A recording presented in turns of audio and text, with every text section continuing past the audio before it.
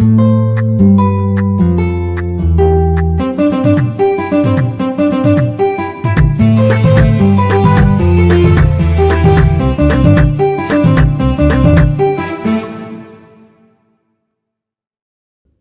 كبرات تخاطاتلتي ميديانا تي تي في ببزلخم وسلام كتخوننا نمنا نلام ون كم تلومد زيناتنا تنحزنا قاربنا لنا مسانا صلحم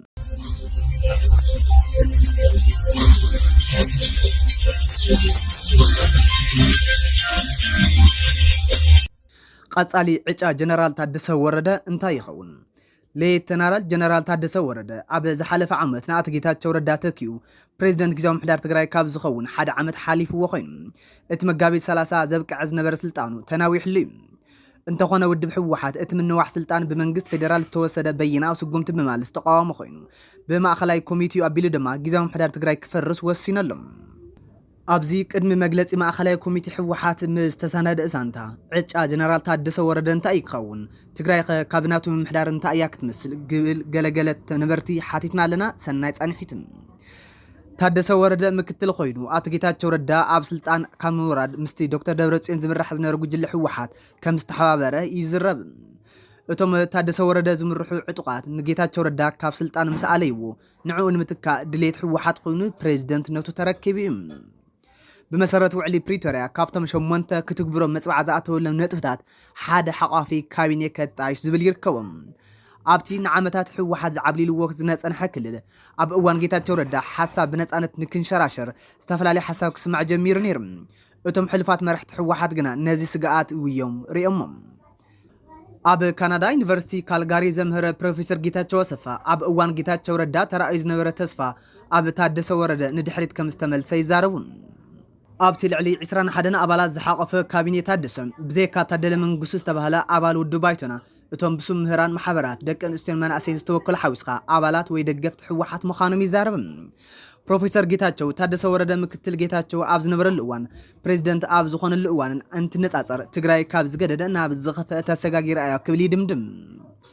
ታደሰ ወረደ ግን ኣብቲ ዝሓለፈ ሰሙን ዝሃወ ጋዜጣዊ መግለጺ ሕድሕድ ካቢኔ ስለምንታይ ከም ዝሓረኽዎ ብልቢ ፈልጥ እየ ኮነይለ ዝገበርኽዎ ይብል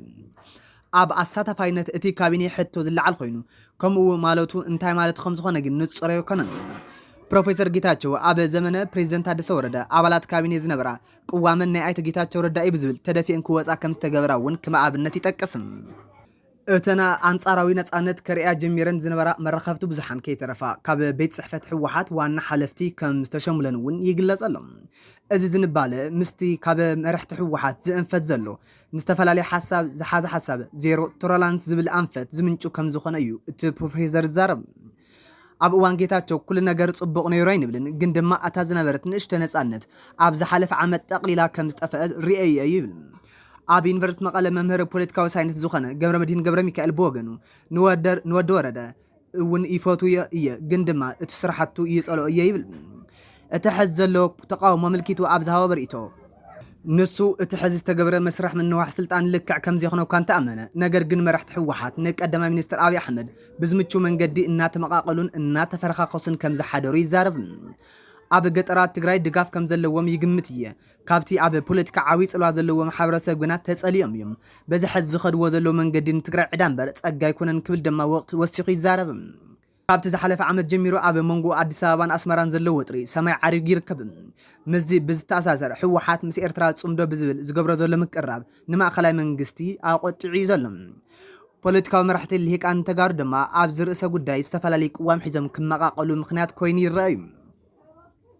ታደሰ ወረደ ሓደ ካብ ኣቶም ዝኣተውዎ መጽባዕታት ነቲ ዘይመትካላዊ ዘይሕጋዊ ዝተባሃለ ርክባት ጠጠው ከብል የዝብል ነይሩ ሕወሓት ግና መምሕያሽ ህዝባዊ ርክባት ብዝብል ይዝገልጾም ካብ ስታት ብዝብገስ መንግስት ፌደራል ነትግራይ ብዝተፈላለዩ ክልከላታትን ዕፅዋን ክቐጽዕ ተራእየሎ እቲ ምትፈናን ብፍላይ ኣብ ዝሓለፈ ወርሒ ሰነ ኣብ ገለ ከባቢታት ወረዳ ጸለምቲ ናብ ወታደራዊ ግጭት ኣምሪሖ ምንባሩ ይዝከር ኣብ ዝርእሲ እዚ ነበርቲ በቲ ሎሚ ጽባሕ ኩናት ተጀመረ ዝብል ዝውዛዕ ዘሎ ሓበሬታ ሻቆለ ተፈጢሩሎም ይሓጊ ፕሮፌሰር ጌታቸው አሰፋ ታደሰ ወረደ ኣብ እዋኑ ሓንቲ ጽብቕቲ ገይሩ ኢለ ዝወስዳ እቲ ኩናት ከይጅመር ገይሩ እንተኾይኑ ጥራይ ይብል ኣብዚ ሕዚ እዋን ዝውላዕ ዝኾነ ዓይነት ኩናት ንትግራይ ይኹን ነቲ ቀጠና ኣዝዩ መዕነዊ እዩ ይብል ብተወሰነ ቁጠባዊን ማሕበራዊን ብድሆታት ስጋኣት ኩናትን መንእሰይን ፈቐዱ ናብ 4 ኣንፈት ኢትዮጵያ ይብተኑን ይስደዱን ከም ዘለውን ጸብጻባት ይሕብሩ ታደሰ ወረደ ከም ዝብሉ ኣብቲ ዓመታዊ ጸብጻብ ኣብ ዝቐረበሉ እዋን በጀት ንኩናት ምድላው ይኹም ክትተውዕልዎ ዝብል ሕቶ ተላዒሉ ኣዝዩ ኣካቲዑ ከም ዝነበሩ እውን ገሊጹ ናይ ኩናት ምድላው ትገብረለኹም ናብ ኩናት ምድላው ክትውዕልዎ ኢኹም ዝብል ሕቶ ነይሩ ኣብስታ ዝተኻረረ ምይጥ ነይሩ እንተ ዝኾነ እውን ግን እተን ናብ ትግራይ ዝኣትዋ በጀት ናብ ጅባ ሰራሕተኛ መንግስት ዝኣትዋየን በዚአን ዝግበር ምድላው ኩናት የለን ኢሉ ኣብ መግለጺ ሕዚ ግና ምስ ምንዋሕ ስልጣን እቲ ፕሬዝደንት ኣሳሲሩ ዝተወሰነ በጀት ከም ዝለቀቐን መሃያ መንግስትን ሰራሕተኛ ድማ ኣብ ቀረባ እዋን ከም ዝለቀቕ ቃል ኣትየሎም ማእኸላይ ኮሚቴ ሕወሓት ኣብ ዘውፅእ መግለጺ ነዚ ተስፋ ተገይሩሉ ዝነበረ ተበግሶ ብኣሉታ ከይጸልዎ ድማ ስጋኣቶም ኣለዎም ዝቀረበ ጸብጻብ ብኸመይ ይርአ ጀነራል ታደሰ ንቀዳማይ ሚኒስትር ኣብይ ኣሕመድ ዝርከቦ ካቢኔ ፌደራል ዘቕረቦ ሪፖርት ኣብቲ ክልል ሰፋሕቲ ንጥፈታት ልምዓት ከም ዝተሰርሑን ዕውት ዓመት ከም ዝነበረን ዝገልጽ ታደሰ ኣብ መግለጺኡ እቲ ኣብተን ሚድያታት ዝርአ ምስሊ ናይ ሕዚ ምዃኑ ኣረጋጊጹ እዚ እኮ ሓቢእኻ ዝሕባ ኣይኮነን ትግራይ ዋላ በጀት ተኸሊኣ ግን ኢዳን እግራን ኣጣሚራ ኣይተቐመጠትን ነይራ እተን ሚድያታት ነቲ እዋናዊ ጸገማት እቲ ክልል ዘይምክታተን ግና ናይቲ ናታተን ክፍተት እዩ እዚ በሉ እዚ ኣይትበሉ እውን ኣይበልኹን ኢሉ ስለዚ ታደሰ ወረደ ኣብቲ ናቱ ዓመታዊ ጸብጻብ መሰረት ገይሩ ዝቐረበ ሪፖርታጅ ብሕሶት ኣይክሰስን ወይ ድማ ኣይንጸግን እርማት ክግበረሉ ከም ዝሓተተ እውን ዝገለጸ ነገር የለን እቲ ጸብጻብ ናይ በተኹ ዝመሰሎም ነበርቲ ግና ዝቆጥዕ ከም ዝኾነ ሚድያና ዘዘራረቦም ሰባት ይገልጹ ስሙ ከይንጠቕሶ ዝሓተተና ኣብ ዘይመንግስታዊ ትካል ዝሰርሕ ነባሪ ከተማ መቐለ ሓደ ዓመት ሙሉ እዚኣ ትበሃል ከይተሰርሐላ እያ ሓሊፋ ኣብያተ ትምህርቲ እናተዓጽው መንእሰይ ትግራይ ፈቐዶ ተሰዲዶም መቐለ ጨረብረው እናበለት ኣብ ዘላትሉ እዋን እቲ ዝቐረበ ሪፖርት ብዛዕባ ኣየነይቲ ዓዲ ይዛረቡ ከም ዘለዉ ኣይተረድአንን ክብል ተዛሪቡ ታደሰ ብሓቂ ከምኡ እንተኢሉ ነገር ግን ናበይ ከይድ ከም ዘሎ ግልጽ እዩ መድሓኒት ነዳዲ መሃያ ኣብ ዘይብሉ ቅርሽኻ እኳ ክትንቀሳቐስ ኣብ ዘይትኽእል እዚ ኩሉ ልምዓት ብኸመይ እዩ ተሰሪሑ ክብል ይሓትት ወይ ድማ ሓቂ ኣይኮነን ኢሉ ክቃወም ይግባእ ነይሩ ኣብ ገጠራት ትግራይ ሰኣን ትራንስፖርት ሓራሳት ይሞት ኣለዋ እዞም ሰባት ግን ብዘይካ ስልጣኖም ብዛዕባ ህዝቢ ትግራይ ዘይግድሶም ምዃኑ እዩ ዘርኢ ኣብ ዝሓለፈ ዓመት ኣብቲ ክልል ንመረፃ 2018 ዓመተ ምህረት ምቹ ኩነታት ክፈጥር ታደሰ መፅባዓ ካብ ዝኣተዎም ጉዳያት ሓደ ነይሩ ኣብዚ እዋን ዛዕባ እዚ መረፃ ሙሉእ ንሙሉእ ተረሲዑ ይርከብ ታደሰ ምስ ቀዳማይ ሚኒስተር ብዛዕባ ጉዳይ መረፃ ዘትይሉ እንተኮይኑ ኣይተፈልጠን ኣብቲ ጋዜጣዊ መግለፂ እውን ነዚ ጉዳይ ከም ሓደ ዓብይ ዛዕባ ከልዕል ኣይተሰምዐን ንኢትዮጵያ መስዋዕቲ ዝኸፈልና ሕዚ ካብ ኢትዮጵያ ንድፋእ ኣለና ዝብል ኣብ ህዝቢ ሓያል ስምዒት ከም ዘለውን ኣልዒል ተዛሪቡ እዩ ሃገራዊ ቦርድ መረፃ ኢትዮጵያ ኣብ ዝሓለፈ ዓመት ግንቦት ንህዝባዊ ወያነ ሓርነት ትግራይ ህወሓት ካብ መዝገብ ፖለቲካዊ ምንቅስቃሳት እቲ ሃገር ሰሪዝዎ ምንባሩ ይዝከር ሕዚ እውን ትግራይ ንቐጻሊ 5 ዓመት ውክልና ዘይብላ ክትቀጽል እንተኮይና ንኣስታት 10 ዓመታት ካብ ኣብያተ ምኽሪ ኢትዮጵያ ትንጸለላ ማለት እዩ ይብል ተንተንቲ እዚ ድማ ኣብታ ሃገር ካብ ዝካየድ ዝኾነ ይኹን ፖለቲካዊ ይኹን ቁጠባዊ ምንቅስቃስ መድረኻትን ክትነጸል ምዃና ዘመልክት እዩ ድሮኳ ኣብ ትግራይ ክካየድ ዝግብኦ መድረኽ ህዝባዊ ዘተ ኣብ ኣዲስ ኣበባ ክካየድ ተገዲዱ ኣሎ ቅድሚ ሓደ ወርሒ ኣብ መቐለ ኣብ ዝተኻየደ ሰላማዊ ሰልፊ ንጊዜያዊ ምሕዳር ወኪሉ ዝተረኸበ ምክትል ፕሬዝደንት ታደሰ ወረደ ኣቶ ኣማኑኤል ሰፋን ህዝባ ትግራይ ካብ ኢትዮጵያ ተደፊኡ ክወጽእ ይግበረሉ ኢሎም ሕዚ ድማ ህወሓት ነቲ ብመሰረት ውዕሊ ፕሪቶሪያ ዝቆመ ምምሕዳር ክፈርስ ምውሳኑ ነዚ ተነጽሎ ከገድዶን ናብ ካልኣይ ዙር ግጭት ክመርሕ ዝዕድምን ምዃኑ ተንተንቲ ይገልጹ ጌታቸው ረዳ እቲ ስልጣኑ ተናፊሑሉ ዘሎ ፕሬዝደንት ታደሰ ወረደ መዓልታዊ መግለጺ ዝህበሉ ጉዳይ ኮይኑ ብግብሪ ግን ተመዛበልቲ ኩናት ትግራይ ኣደዳ ቁርን ፀሓይን ኮይኖም መረበቶም ዛጊድ ኣብ ዒድዒ ጥቃት ይርከብ መምህር መቐለ ዩኒቨርሲቲ ኣብርሃ ሃይለዝጊ መራሕቲ ህወሓት ጉዳይ ተመዛበልትን ግዛኣት ሓድነት ትግራይን ሕጋዊ ሰውነቱ ንምምላስ ኣጀንዳ ከም ዝገብርዎ ቅድም ክብል ተዛሪቡ ነይሩ ሕዚ እውን ብሰላማዊ መንገዲ ነዞም ሕቶታት ንምምላስ ከም ዝሰርሕ ዝገለጸ ፕሬዝደንት ታደሰ ወረደ ነገር ግን ኣብቲ ናይ ቀረባ እዋን መግለጺኡ ምምላስ ተመዛበልትና ይኹን ምውሓት ግዛኣትና ካብ ጭርሖ ዘለለ ክኸውን ኣለዎ ክብል ተሰሚዑ ኣሎ ዝኾነ ይኹን መንገዲ ናብ ውግእ ከየምርሕ ከም ዝፅዕር ድማ ተዛሪቡ እቶም ሚድያና ዘዘራርቦም ነበርትን ተዓዘብትን ታደሰ ኣብ ትግራይ አንጻላሊ ዘሎ ኩናት ከደናጉ ገይሩ እዩ ይኹን እምበር ሙሉእ ብሙሉእ ካብ ኩናት ከድሕነና ዲ ዝብል ግን ቀጻሊ ይፍለጥ ይብሉ እቲ ስሙ ክግለጽ ዘይደለየ ርእይቶ ዋሃቢ ነባር ከተማ መቐለ ታደሰ ወረደ ካብተን ዝኣትወን መጽባዓ ሓንቲ ከይተግበረ ስልጣኑ ምንዋሕ ማለት ምንዋሕ ስቃይ ህዝቢ ትግራይ ማለት እዩ ድሌት እቲ ቀዳማይ ሚኒስተር ብሰላሓታ ይፍጽመሉ ስለ ዘሎ እዩ ስልጣኑ ኣናዊሕ ኢሉ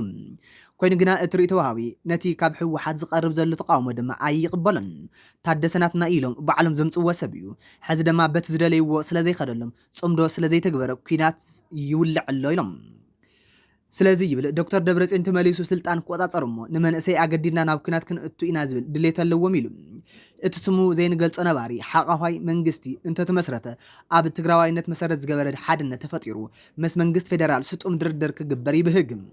ካብዚ ወፃኢ በቲ ዝቅጽል ዘሎ መንገዲ ከም ክልል እውን ዘይክንቅጽል ንኽእል ኢና ኢሉ መምህር ገርመዲን ብወገኑ ሕወሓት እውን ድሕሪ ሕዚ ኣይኮነን ዶ በይኑስ ምስ ካልኦት ሓቢሩ እውን ንሱ ዝዕብልሎ መንግስቲ ኣይህሉን ክብል ነቒፉ እዩ ጊዜኡ ዝሓለፎን ብኩናት ዝፈረሰን መንግስቲ 2013 ዓመተ ምህረት መሊሱ ኣሎ ዝብል ዘይሕጋዊ ምንቅስቃስ ንቃወም ኢለን 4 ፓርቲታት ትግራይ ፓርቲታት ስምረት ናጽነት ሳወትን ወለዶን ኣብ ዘውፅኦ መግለጺ መንግስት መሊሰ ዝብል ጻውዒት ሕወሓት ብምንጻግ ናብ መረጻ ዘሰጋግር ሓቋፋይ ጊዜያዊ መንግስቲ ምጥያሽ እውን ከም መመራጺ ኣቕሪበን ኣሎ ሕወሓት ሚያዝያ 7-8 2018 ዓመተ ምህረት ኣብ ዞባ ማእከል ከተማ ኣክሱም ዘካየዶ ስሩዕ ኣኼባ ስዒቡ ሰንበት ሚያዝያ 11 2018 ዓመተ ምህረት ኣጋምሸት ኣብ ዘውፅኦ መግለጺ 2.8 ሚልዮን ህዝቢ ዝመረጾ መንግስቲ ክምለስ ወሲነ ኣለኹ ምባሉ ይዝከር ዕጫ ጀነራል ታደሰ ወረደ እንታይ እዩ ዝብል ድማ ብርክት ዝበሉ ርእይቶታት ዝመጹ እንትኾኑ ካብኣቶም ወይ ድማ ንሓደ ይመርጽ ይብሉ ካብቶም ክልተ ዘሎ መማረጽታት ናይ ሕወሓት ውሳነ ተቀቢሉ ስልጣኑ ምርካብ ወይ ድማ ምስ መንግስት ፌደራል ኮይኑ ንሕወሓት መቀላስ ይብሉ ጀነራል ታደሰ ቀጻልኸ እንታይ እዩ ክመርጽ ዝብል ግዜ ዝምልሶ ጉዳይ ይኸውን ስለዝተኸታተልኩምና ነመስግን